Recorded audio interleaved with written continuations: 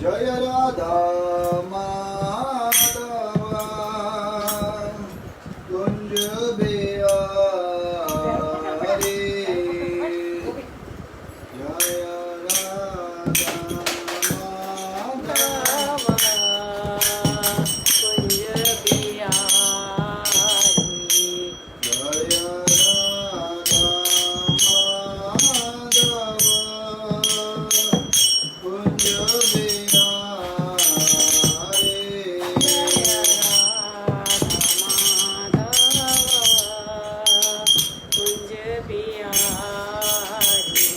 जय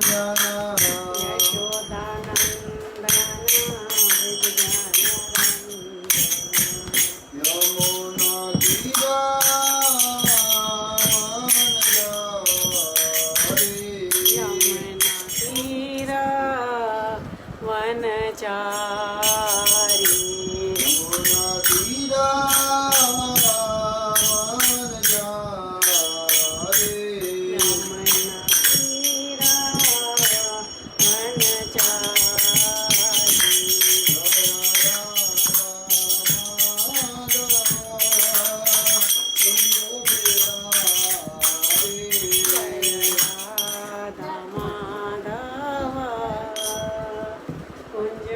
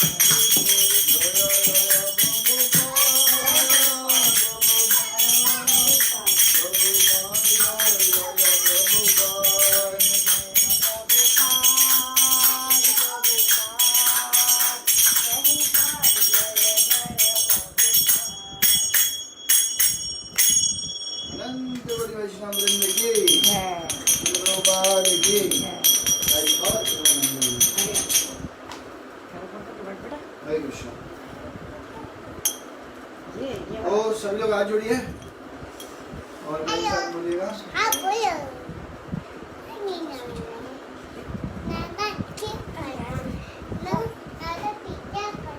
चलो सुशील आज ओम ज्ञानदेवरान्दस्य ज्ञानाञ्जनशलाकया चक्षुरुमिलितं येन तस्मै श्रीगुरुवे नमः। श्रीचैतन्यमनोभीष्टं स्थापितं येन भूतले स्वयं रूपा गदामह्यं ददाति स्वपदान्तिकं वन्देऽहं श्रीगुरु श्रीयुतापदकमलं श्रीगुरून् वैष्णवांश्च श्रीरूपां साग्रजातां सागरा रघुनाथान्वितं तं सजीवं साद्वैतं सार्वभूतं परिजनसहितं श्रीकृष्णचैतन्यदेवं श्रीराधा कृष्णपादान् सगण ललिता श्रीविशाखान्वितांश्च हे कृष्ण करुणा सिद्धो दीनबन्धो जगत्पते गोपेश गोपिकाकान्त राधाकान्त रघुसुते तप्त काञ्चन गौराङ्गे श्रीराधे वृन्दावनेश्वरी वृषभानुसुते प्रणमामि हरिप्रिये वाञ्छाकल्पतरुभ्यश्च कृपासिन्धुभ्य एव च पतितानां पावनेभ्यो वैष्णवेभ्यो नमो नमः। जय श्री कृष्ण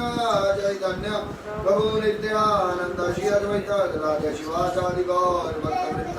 हरे कृष्ण कृष्ण कृष्ण हरे हरे हरे राम राम राम हरे हरे। हरे कृष्ण।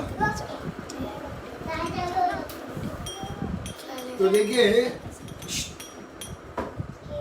तो आज हमने लास्ट टाइम जैसे परसों जो डिस्कशन किया था, हमने डिस्कशन क्या किया था? हमने डिस्कशन ये किया था कि कैसे भगवान ने जो 1200 राक्षस है उनका, उसके जो 4 हाथ छोड़ के बाकी सब हाथ को काट दिया है। तो देखिए उसमें हमारी कुछ शिक्षाएं रह गई, पर कभी और ले लेंगे, वो तो कथा खत्म हो गई। उसके आगे एक कथा आती है कि एक बार की बात है कि सारे जो यदु कुल के जो बच्चे थे, एक दिन ये यदु कुल के जो बच्चे हैं ये लोग जाते हैं पिकनिक बनाने। और जब ये लोग पिकनिक बनाने जाते हैं एक जगह जंगल में जाते हैं, और जब जंगल में जाते हैं पिकनिक बनाने तो क्या देखते हैं ये कि ये चीज देखते हैं कि वहां पे इतनी हरियाली है, इतनी सुगंध हवाएं चल रही हैं, तो इनको इतना आनंद आता है तो वहां खेलना शुरू करते हैं। और जब वहां खेलते हैं तो उस चक्कर में क्या होता है, जब खेलते हैं तो खेलते खेलते जनरली क्या होता है, बच्चों को प्यास लगती है। तो इसी प्रकार से उन बच्चों को जब प्यास लगती है तो जब प्यास लगती है बच्चों को तो उनकी इच्छा होती है भाई प्यास लगी है तो पानी चाहिए। तो अब वो इच्छा है पर अब पानी नहीं है, तो क्या करते हैं कि ढूंढते हैं आसपास कि कुछ क्या मिल जाए, क्या मिल जाए, पानी मिल जाए। पर कहाँ मिलेगा? एक कुएं में, नदी में या कुएं में, ऐसे वो ढूंढने लगते हैं। और जब वो इस प्रकार से ढूंढने लगते हैं तो जब अलग अलग तरह से ढूंढते हैं तो उनको क्या मिलता है? एक कुआं मिलता है। बहुत खुश हो जाते हैं कि कुआं मिल गया, कुआं मिल गया। तो अंदर झांक के देखते हैं तो क्या देखते हैं कि पानी तो है ही नहीं, पर एक बहुत बड़ा लिजार्ड को क्या बोलते हैं? छिपकली। एक बहुत बड़ी छिपकली वो अंदर पड़ी है और बेचारी बहुत ही ज्यादा सफरिंग मूड में, बहुत ज्यादा सफरिंग में है ना। तो क्योंकि वो इतनी ज्यादा सफरिंग लेवल पे थी, तो इतनी ज्यादा सफरिंग लेवल पे थी, इसीलिए क्या होता है कि उनको वो लोग बाहर निकालने की कोशिश करते हैं पर वो निकलती नहीं है। बहुत कोशिश करते हैं वो बच्चे निकालने की, कुछ नहीं हो पाता। तो अब क्या होता है कि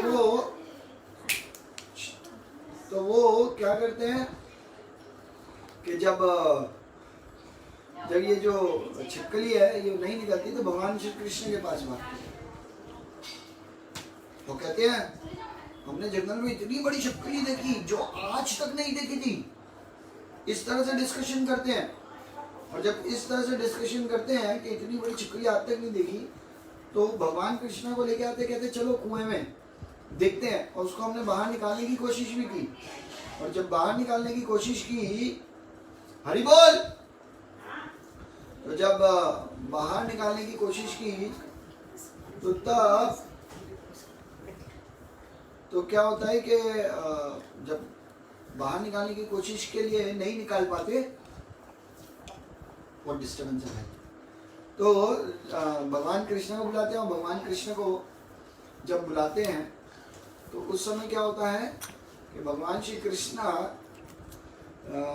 अपना लेफ्ट हैंड को अंदर डालते हैं तो वो एकदम लंबा हो जाता है हाथ। भगवान है ना, तो हाथ बड़ा हो जाता है और फिर वो लिजार्ड को पकड़ते हैं और बाहर निकालते हैं। मतलब लिजार्ड मतलब छिपकली। जब छिपकली को बाहर निकालते हैं तो जैसे ही छिपकली बाहर निकलती है, क्योंकि भगवान श्री कृष्ण के छूने मात्र से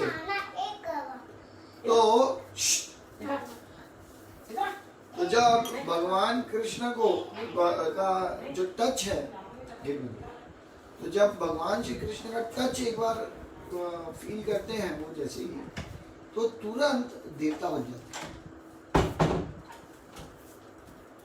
एक मनुष्य शरीर धारण कर लेते हैं। और जैसे ही ये मनुष्य शरीर धारण कर लेते हैं तो अब क्या होता है कि क्योंकि मनुष्य शरीर धारण कर लिया है, तो इस प्रकार से वो पूछते हैं भगवान श्री कृष्ण कि आप कौन है। तो तब वो मुस्कुराते बोलते हैं आपको तो सब पता है। तो भगवान कहते हैं कि फिर भी अपने बारे में बताइए, आप कौन है, आप कैसे ये छिपकली बन गए, इसके बारे में बताइए। तो तब वो बताते हैं कि मेरा नाम राजा है, मैं एक राजा हूँ जो निर्ग के नाम से पहचाना करता था। और शास्त्रों में आप मेरा वर्णन सुनेंगे कि मैं बहुत बड़ा दानवीर हूँ, मैंने बहुत चैरिटी दी है, इस तरह से। कहते अच्छा, कहते हैं मैं इक्ष्वाकु जो है उनका ही पुत्र हूँ। भगवान श्री रामचंद्र आए हैं हमारे परंपरा में इक्ष्वाकु कुल में। तो इस प्रकार से जब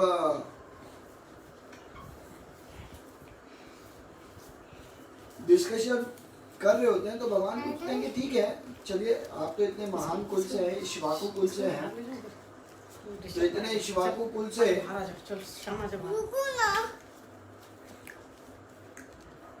राधा तो जब ये इक्ष्वाकु कुल के हैं, तो जब इस तरह से अब उनके कुल की ग्लोरिफिकेशन करते हैं भगवान श्री कृष्ण, और जब इस प्रकार से ग्लोरिफिकेशन करते हैं तो जब फिर भगवान क्या करते हैं, इस तरह से उनसे पूछते हैं कि आप ये लिजार्ड कैसे बन गए, क्या हुआ ऐसा। तो तब वो बोलते हैं कि मैं एक बहुत बड़ा दानी था।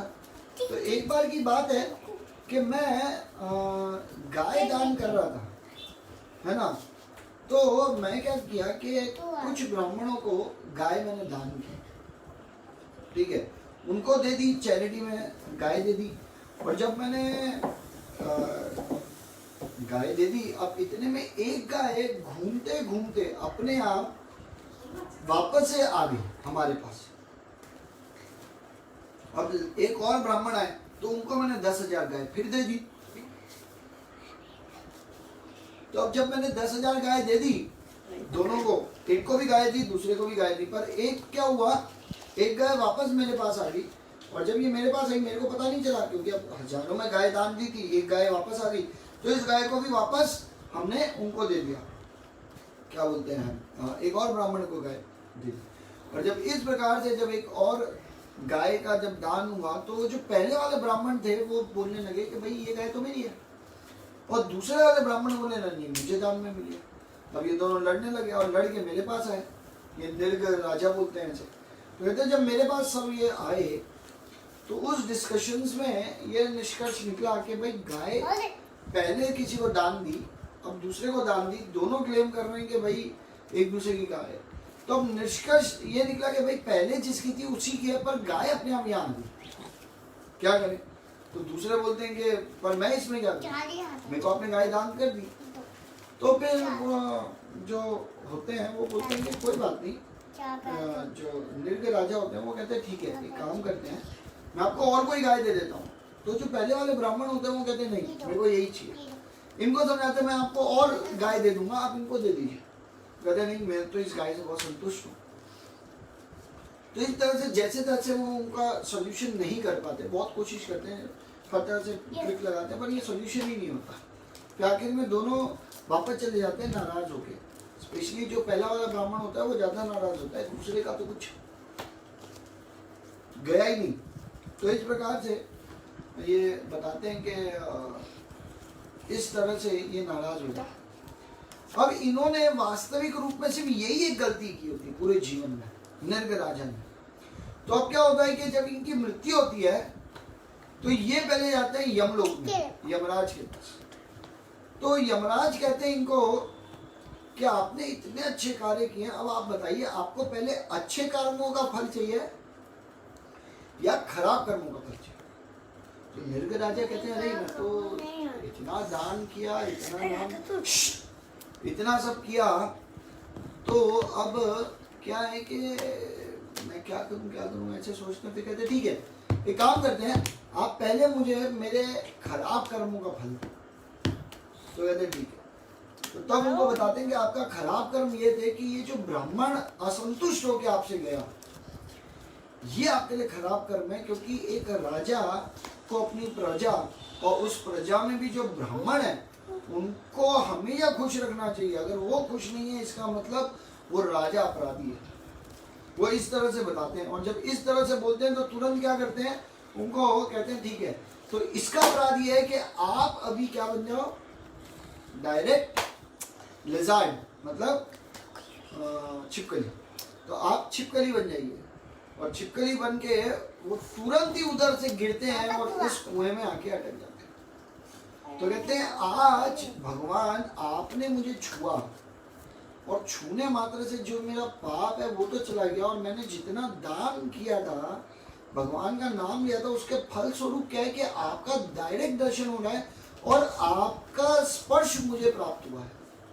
आप देखिए, तो इस तरह से द्वारका में भगवान ये एक और ये जो नृग जो राजा हैं इनको उद्धार करते हैं।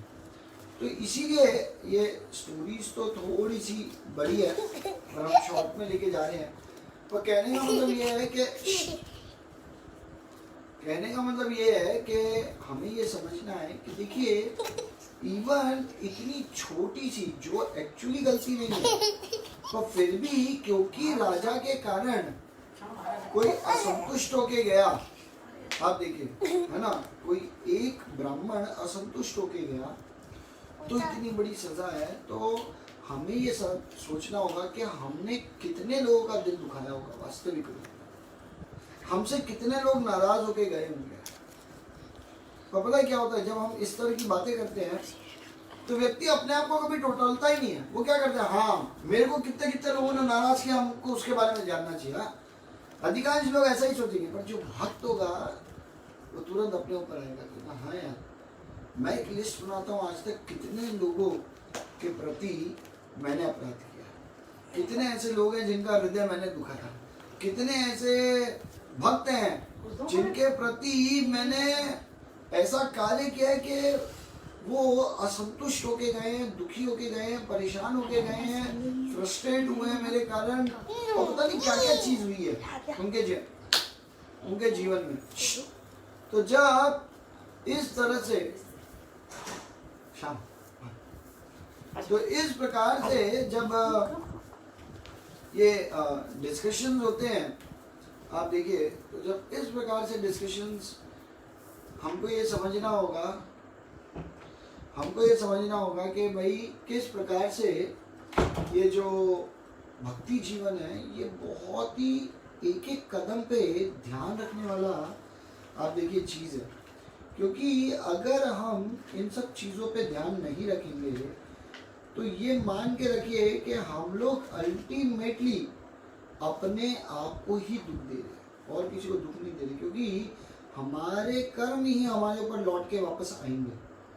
तो कहने का तात्पर्य सिर्फ इतना है, सिंपल ये है कि हमें ये जानना बहुत जरूरी है कि हमसे भूल कर भी भूल ना हो जाए। और कौन सी भूल ना हो जाए कि भक्त हमसे रुष्ट ना हो जाए, भक्तों का हृदय हम दुखा ना दें। क्योंकि इतनी छोटी चीज, इसको क्या गलती कहेंगे आप बताइए? ये राजा की कहां से गलती है कि गाय दान कर दी? ऐसे तो वो चाहते तो वो उन पहले ब्राह्मण को ये बोल भी सकते थे कि गलती आपकी है।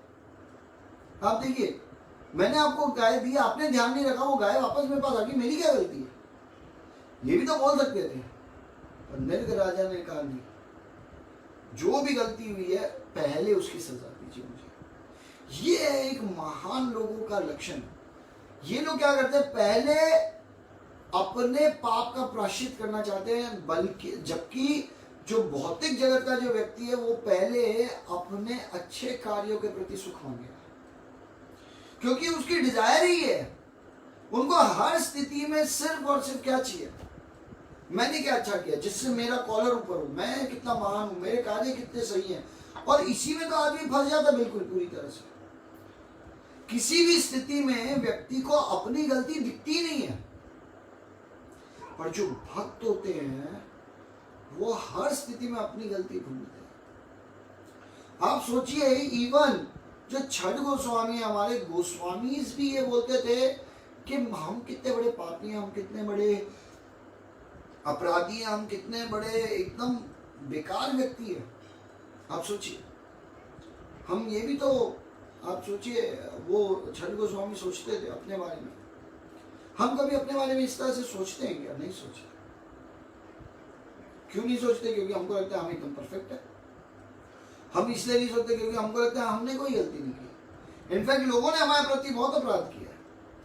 आप देखिए, अभी तो हम इस मूड में रहते हैं, जबकि वास्तविक मूड क्या होना चाहिए? वास्तविक मूड इस संसार में ये होना चाहिए कि किसी भी स्थिति में हाँ मुझे मेरी गलती दिखे। और आचार्य अपनी गलतियां मानते थे, जबकि आचार्य पूरी तरह से भगवान में अब्सॉर्ब रहते थे। और जब पूरी तरह से अब्सॉर्ब रहते थे अपनी स्थिति में, तो वो भी सिर्फ भगवान, अपनी स्थिति में नहीं, सॉरी, भगवान के स्मरण में पूर्ण रूप से स्थित रहते थे। तब क्या होता था, उसके बाद भी ये बोल रहे हैं कि मौसम पति तो प्रभु ना पाएगा। इसका क्या मतलब है कि हे भगवान, मुझसे पति भी संसार में कोई नहीं है।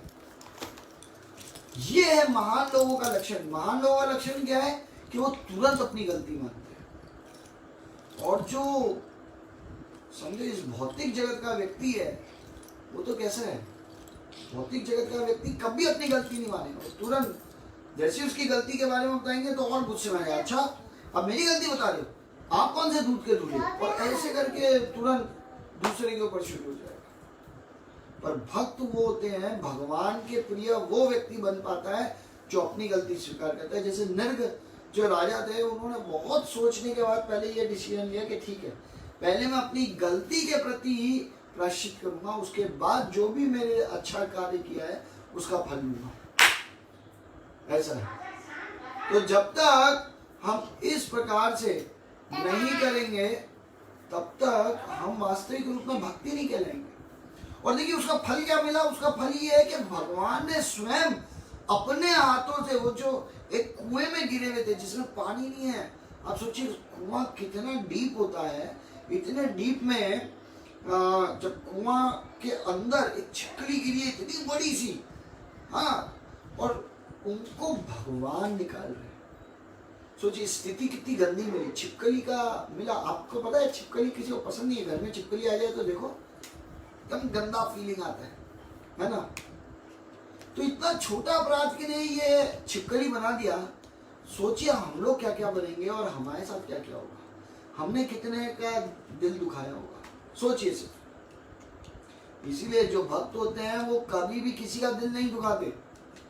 वो हर स्थिति में कोशिश करते हैं कि सब खुश रहें।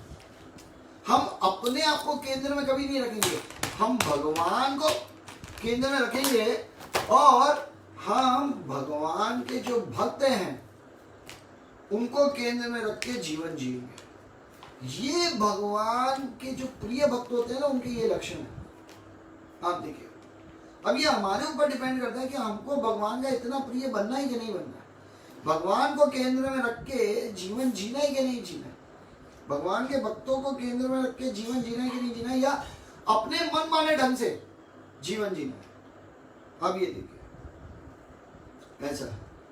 तो ये जानना बहुत जरूरी है।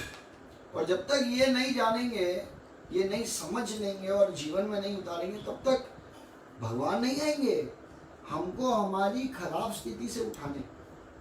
आप देखिए, इसलिए तो हम देखते हैं कितने कितने महान भक्तों का फॉल डाउन हो जाता है। सिर्फ इसलिए क्यों फॉल डाउन होता है भक्तों का? फॉल डाउन का कारण ये है कि भक्त कुछ समय बाद सेल्फ सेंटर्ड हो जाता है। उनको ये अहंकार हो जाता है कि पता नहीं मुझे कितना ज्ञान है, मुझे ज्यादा समझाओ मत, मुझे ज्यादा टोको मत। हाँ, मेरे को अपना सारे कार्य पता है, मेरे को पता है सही क्या है गलत क्या है, मेरे को सब पता है। आप समझिए, तो ये बार बार जो सोचता है, आपको समझ जाना चाहिए कि वो भगवान का प्रिय ज्यादा दिन तक नहीं रहेगा, या है तो तुरंत उतर जाएगा भगवान के नजरों से। तो इसीलिए हमको हर स्थिति में सबसे पहले अपनी गलतियां ढूंढनी चाहिए। ये भक्तों का लक्ष्य। तो ये हमको समझना है इस कथा से। इसके बाद क्या होता है कि एक दिन बलराम जी की इच्छा होती है कि मैं वृंदावन जाऊं। हाँ, और ये बहुत छोटी सी कथा है, कथा तो है ही नहीं, खाली बहुत थोड़ा सा वर्णन है कि बलराम जी की बहुत तीव्र इच्छा होती है और उनको रहा नहीं जाता। उनको लगता है वृंदावन नहीं जाऊंगा तो चलेगा नहीं, तुरंत जाना है वृंदावन, है ना। और तुरंत रथ अपना निकालते हैं और वृंदावन चले जाते हैं, कोई आए चाहे ना आए, अकेले जाऊंगा, ऐसे निकल जाते हैं। और तब नंद बाबा के घर जाते हैं, नंद बाबा उनको देखते हैं, गले लगाते हैं, यशोदा मैया गले लगाते हैं, इतना रोते हैं, इतना प्रेम के आंसू आते हैं। सब आस पास के जितने हैं सब लोग आ जाते हैं, सारी गोपियां भी आती हैं। और गोपियां कैसे सवाल करती है? सबसे पहला सवाल ये करती है, तो कृष्णा खुश है? और कृष्ण अपनी बीवियों के साथ खुश है? मतलब इस तरह से पहले बातें करती हैं, थोड़ा सार्कास्टिक वे में। तो इस तरह से बात करती हैं। और तब बलराम कहते हैं कि उन्होंने एक मैसेज भेजा है, और वो उनका मैसेज बताते हैं कृष्ण का। तो सब गोपियों को लगता है कि ठीक है, कुछ समय में भगवान आ जाएंगे, मिलेंगे हमें जल्दी। और इस तरह से भगवान बलराम लगभग वहां पे 2 महीने, हाँ 2 महीने वहां पे रहते हैं वृंदावन में। और उस बीच में ये बताया गया, इस बार इस जगह ये बताया जाता है कि बलराम जी की भी पर्सनल कुछ गोपियां होती हैं जिनके साथ वो भी रासलीला करते हैं। आप देखिए, तो बलराम जी की भी एक अलग रासलीला की मंडली है, वहां पे वो भी रासलीला करते हैं, ऐसा है। तो वो भी रोज रात को गोपियों के साथ रासलीला करते हैं, वो 2 महीने। अपनी प्रिय जो गोपियां होती हैं उनकी अलग है, भगवान कृष्ण की अलग है। तो इस तरह से वो यहाँ होते हैं। अब जब बलराम जी वृंदावन में होते हैं, तो इस बीच में क्या होता है कि एक राजा होते हैं जिनका नाम होता है पुंडरीक, और ये वाराणसी में रह रहे होते हैं, काशी में। किसके साथ रह रहे होते हैं? काशी नरेश। जो काशी नरेश कौन है उस समय? उनका नाम भी राजा का काशी होता है ना। इसलिए जो ये वाराणसी का जो नाम है, एक काशी नाम है, क्योंकि उनके राजा थे काशी। और ये शिव जी के एक महान भक्त थे। आप देखिए, तो जब ये भगवान शिव की तपस्या करते हैं जो काशी हैं, तो भगवान प्रकट होते हैं और बोलते हैं बोलो क्या चाहिए। तब वो बोलते हैं कि आप हर स्थिति में जब भी मैं बुलाऊं आप यहीं रहे मेरे पास। तो उस समय भगवान शिव कहते हैं ठीक है, मैं यहीं रहूँगा तुम्हारे पास। और हम देखते हैं ना, काशी विश्वनाथ, क्यों नाम दिया काशी विश्वनाथ? जो वाराणसी में जो मंदिर है, वो क्यों ये नाम दिया गया? ये नाम इसलिए दिया गया क्योंकि काशी जो राजा थे, ये शिव जी के महान भक्त हैं, और ये शिव जी को कहते हैं कि आप मेरे लिए विश्वनाथ है, इस संसार में सबसे बड़े नाथ आप ही है मेरे, और आप मेरे साथ ही रहिए यहाँ पे। और जब वो बोलते हैं काशी नरेश, तो तब जो शिव जी हैं वो वहीं स्थापित हो जाते हैं, वहीं रहते हैं। और इसीलिए आज भी ये कहा जाता है कि जो वाराणसी में ये जो काशी विश्वनाथ जो मंदिर है, ये मंदिर में जो शिव जी हैं, ये शिव जी स्वयं शिव है। ये कोई ऐसे ही नहीं है, बाकायदा स्वयं शिव जी। अब क्या होता है कि कैसे पता भी चलता है कि ये स्वयं शिव जी हैं? अभी पता चलेगा जब वापस से ये दूसरी बार होता है कि शिवजी के साथ भगवान कृष्ण की लड़ाई हुई, देखना, और इस समय इतनी डांट पड़ती है शिवजी को। पर जो भी है, हम पहले कथा शुरू करते हैं। तो ये जो पुंडरीक होते हैं, ये पुंडरीक जो है ये अपने आप को मेकअप कर लेते हैं भगवान श्री कृष्ण जैसा, और क्योंकि ये मायावादी होते हैं, राक्षस होते हैं, तो ये समझ जाते हैं कि मैं अपने 4 हाथ बना लेते हैं, वो वहाँ से 4 हाथ कर लेते हैं, उन 4 हाथ में शंख चक्र गदा और पद्म ऐसे धारण कर लेते हैं, और तब अपने एक मिनिस्टर को ये भेजते हैं और कहते हैं जाओ द्वारका में कह दो कृष्णा को कि वास्तव में कृष्णा मैं ही हूँ, ऐसे बोल दो। हाँ, तो उनके जो वो होते हैं, जो ये होते हैं, क्या नाम है इनका, जो लेके जाते हैं चिट्ठी, पोस्टमैन, क्या बोल यूज किया वैसे, मैसेंजर, तो उनके जो एक मैसेंजर होते हैं, तो वो मैसेंजर वहाँ जाते हैं और भगवान कृष्ण के सामने जाते हैं और कहते हैं कि देखो एक्चुअली भगवान जो विष्णु है, जो नारायण है, वो वास्तविक रूप में काशी में वास करते हैं। हाँ, वो है वास्तविक। तो भगवान शिव, अरे कृष्णा सुनते हैं, कहते हैं ठीक है बोलो और बोलो, वो सही है, कहते हैं हाँ वो ओरिजिनल है और तुम डुप्लीकेट हो। तो ये सुनते ही सब लोग हंसने लगते हैं जोर जोर से। भगवान चुपचाप बैठे होते हैं, और जब भगवान चुपचाप बैठे होते हैं तो जोर जोर से हंसने लगते हैं, जोर जोर से हंसते हैं बाकी सब लोग। तो मैसेंजर कहते हैं कि देखो अपना ये ढोंग छोड़ दो, और वास्तविक रूप में जो ये पुंडरीक है यही वास्तविक रूप में भगवान है, विष्णु है। तुम सब लोग उनके शरण में जाओ और उनके शरण में जाके जीवन में मंगल ही मंगल होगा, ऐसे करके वो बताते हैं। तो जैसे ही वो ये बताते हैं तो तब वो बोलते हैं कि इस जगत में सबका उद्धार कर देंगे ये पुंडरीक, तो आप कृपा करके इनके शरण में आइए। वो सब लोग बहुत हंसते हैं। तो भगवान कृष्ण कहते हैं ठीक है, उसको कहो मैं उसके पास आ रहा हूँ, फिर देखते हैं कौन किसकी शरण में आता है और कौन वास्तविक भगवान है। तो मैसेंजर जैसे ही जाते हैं तो भगवान कृष्ण भी अपनी कुछ सेना को लेके और उनको लेके निकल जाते हैं, क्योंकि बलराम जी तो इस समय है नहीं, हाँ बेटे वो तो कहाँ है, वृंदावन में। तब इस बीच में जब ये चीज़ होती है तो जैसे ही वहाँ पहुँचते हैं तो भगवान अपना पांचजन्य शंख जैसे ही काशी में पहुँचते हैं तो बजा देते हैं। अब जैसे ही बजा देते हैं अपना पांचजन्य शंख, तो ये बजाने के कारण क्या होता है कि जैसे ही शंख बजाते हैं तो पुंडरीक एकदम सचेत हो जाता है कि देखो भगवान आ गए हैं। और जैसे ही पता चलता है कि भगवान आ गए हैं, ये क्या करते हैं कि ये तुरंत जो पुंडरीक है अपनी सारी सेनाओं के साथ बाहर आते हैं, और बाहर आते हैं और अपने जो मित्र होते हैं, जो काशी होते हैं, उनको भी साथ लेते हैं। और जब साथ लेके आते हैं तो तब क्या होता है कि जब इस प्रकार से सब लोग आमने सामने होते हैं, तो जैसे ही आमने सामने आते हैं, आइए बहुत डिस्टर्बेंस कर रही है राधा, तो तब क्या होता है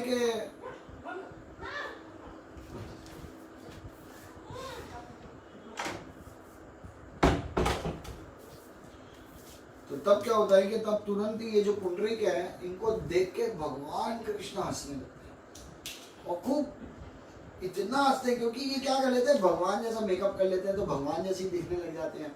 बिल्कुल मायावादी तो होती है, और दोनों हाथ में 4 हाथ बना लेते हैं, उसमें शंख चक्र पद्म गदा ये सब ले लेते हैं, है ना। और भगवान इनको देख के इतना हंसते, पेट पकड़ पकड़ के हंसते हैं और खूब हंसते हैं। और जब इतना हंसते हैं तो तब क्या होता है कि भगवान कहते हैं अच्छा तुम हो।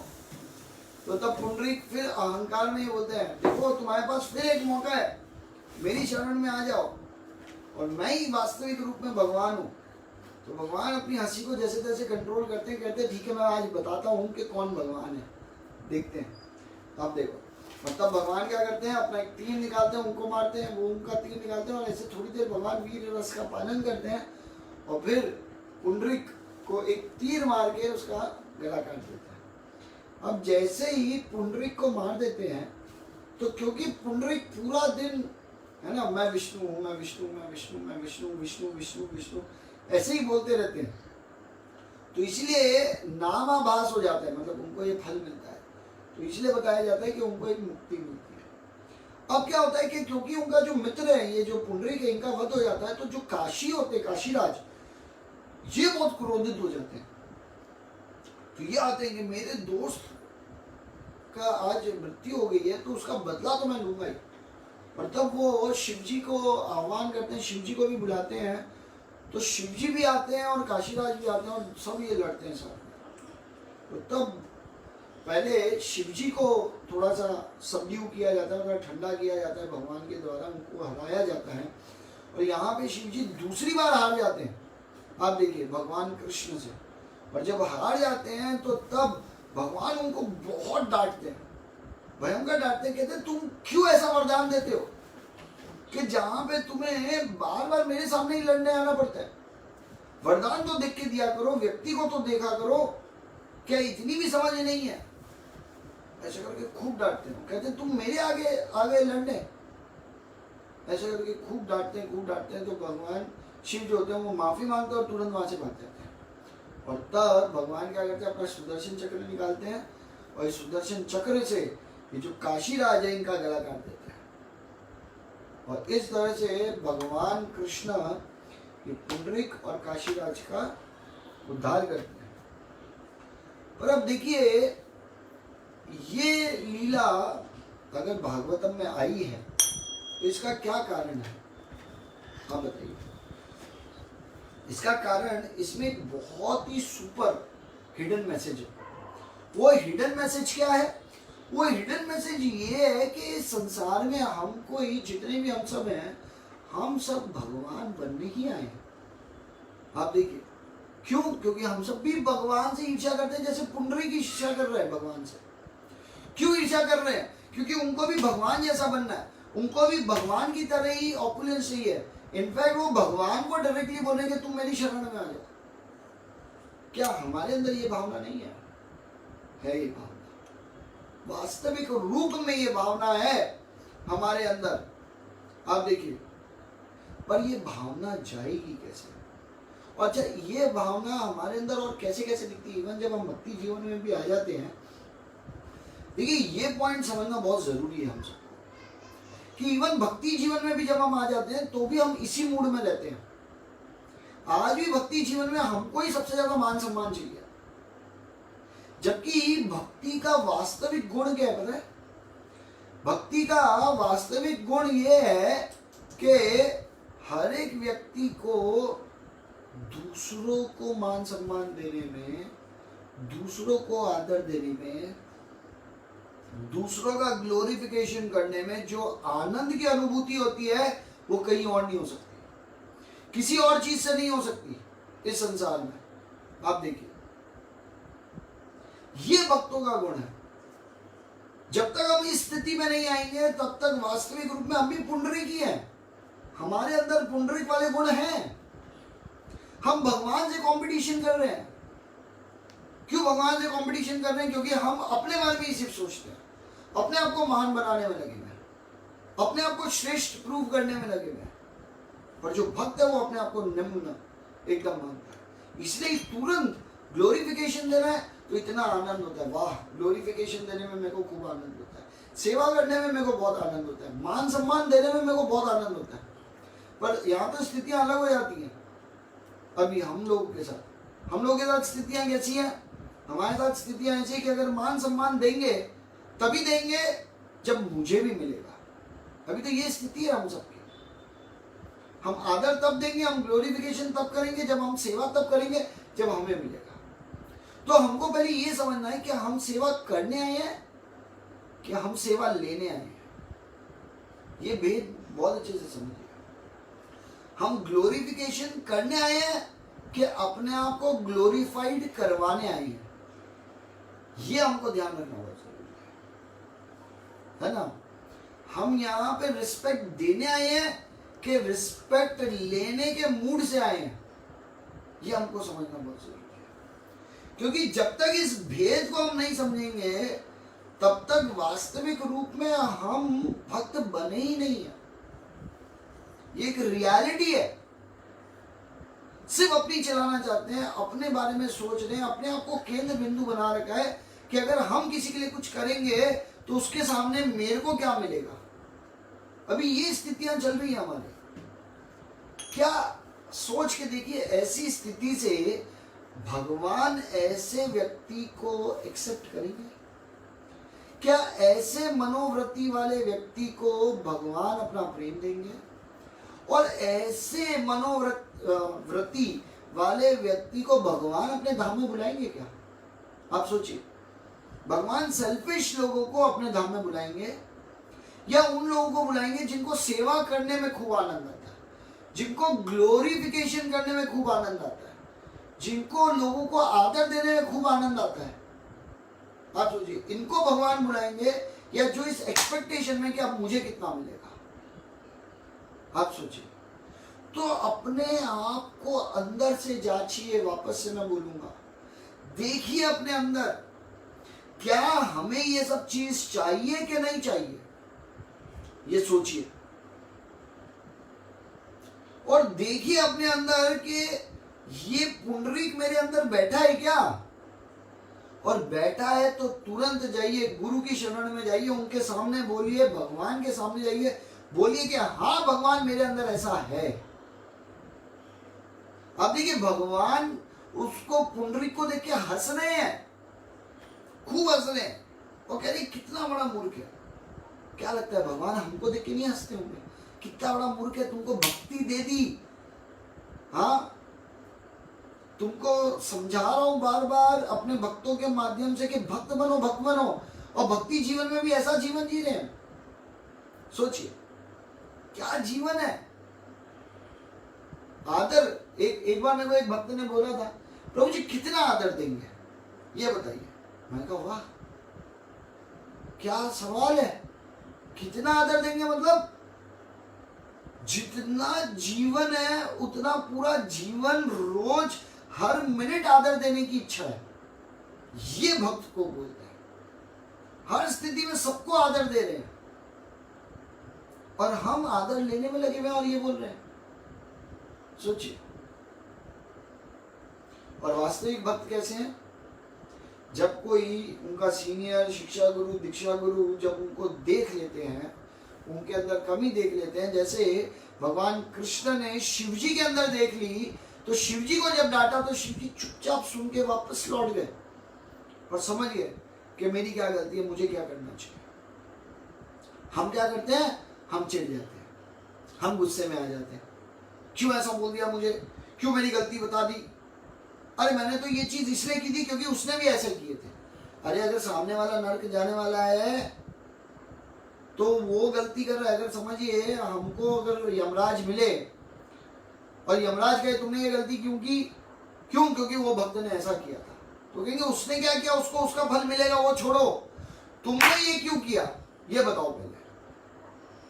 डायरेक्ट यमराज ये पूछेंगे, वो ये एक्सक्यूज चलाएंगे ही नहीं, क्योंकि उसका फॉल डाउन हो गया, वो तुम्हारा दोस्त था तो अब क्या करें, मित्र था, तो उसने कुछ गड़बड़ किया तो मेरे को भी उसमें शामिल तो होना ही पड़ेगा ना, क्या करें, करना तो पड़ेगा ही ना, थोड़ा साथ तो देना ही पड़ेगा ना, क्योंकि हमारी तो भाई इच्छा ही है कि हम तो भक्तों की सुनेंगे।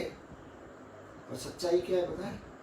भक्तों की सुननी नहीं चाहिए। अगर कोई निंदा कर रहा है, कोई अपमान कर रहा है, किसी को ग्लोरिफिकेशन करने में दर्द होता है, ऐसे व्यक्ति का मूड समझ के पहले या तो दूर हो जाओ और तुरंत पहले ये देखो कि आपके साथ ही क्यों ऐसा व्यक्ति खड़ा है, आपको ही क्यों ऐसा व्यक्ति मिल रहा है।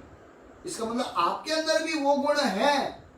क्योंकि अगर जिस दिन हम किसी की निंदा सुनना बंद कर देंगे, हम साफ साफ सबके सामने कह देंगे भैया मेरा उद्देश्य भक्ति करना है, मैं यहाँ भक्ति जीवन में आया हूँ, ना मैं निंदा करूंगा, ना मैं अपमान करूंगा, मैं सबको आदर दूंगा, ग्लोरिफिकेशन में आनंद लूंगा, सेवा आगे बढ़ के करूंगा।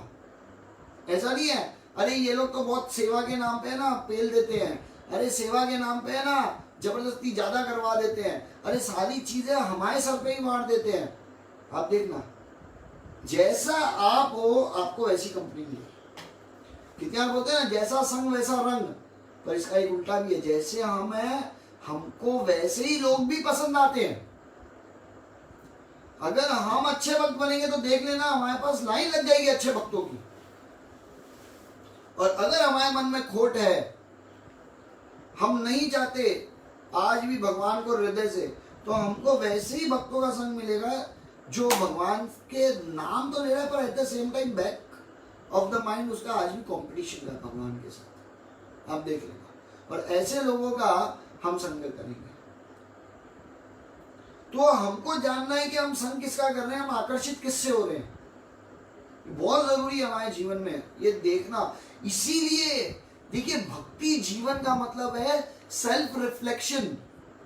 अपने आप को देखें हम वापस से, अपने आप को समझें कि हम कैसे हैं, हमारा मनोवृत्ति कैसे है, हमारी सोच कैसी है, हमारे कार्य कैसे हैं, हमारी इच्छाएं कैसी हैं।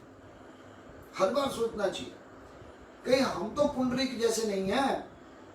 और देखिए फिर एक तो वैसे होते काशी जैसे होते हैं, कोई लेना देना नहीं भगवान से, कोई दुश्मनी नहीं, पर क्योंकि मेरा दोस्त ने उसको दुश्मन माना इसलिए अब मेरा भी वो दुश्मन हो गया। क्यों?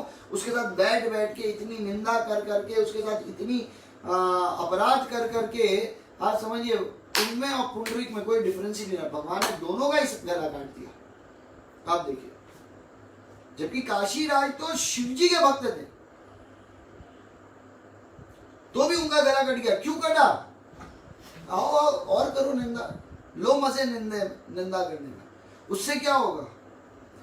एक संस्था बताइए, एक संस्था जिस ग्रुप में, जिस संस्था में खूब निंदा होती हो, खूब अपराध होता हो, भक्तों को नीचा दिखाया जाता हो, खाली फोकस ये हो कि उनकी गलतियां देखेंगे, उनके साथ कॉम्पिटिट करेंगे, उनसे बेहतरीन कैसे बन के दिखा सकते हैं हम।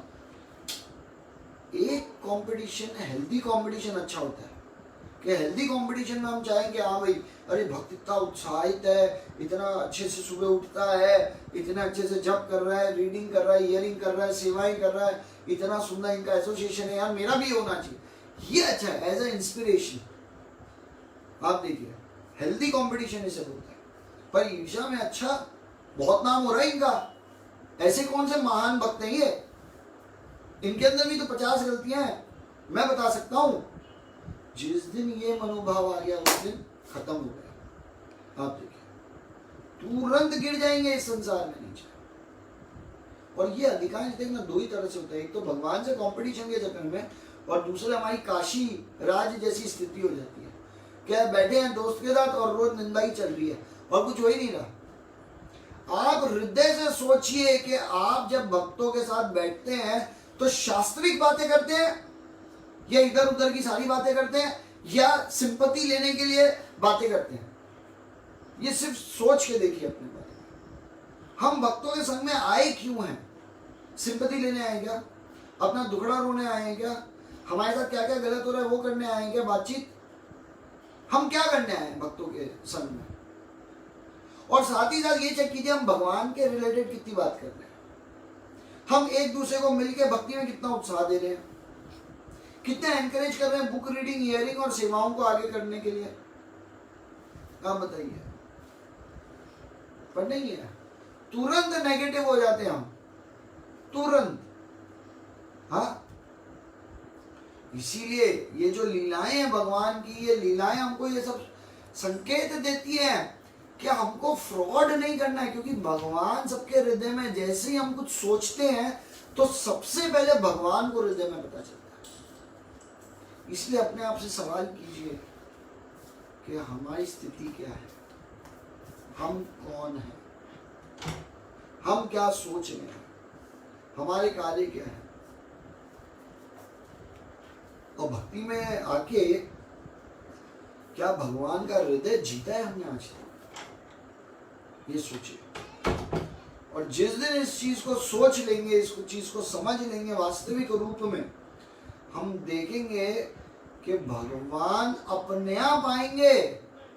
हम किसी भी स्थिति में हमको स्थिति से ऊपर ले जा रहे हैं। तो मैं आज यहीं समाप्त करता हूं इन दो कथाओं से, फिर और डिस्कशंस करेंगे।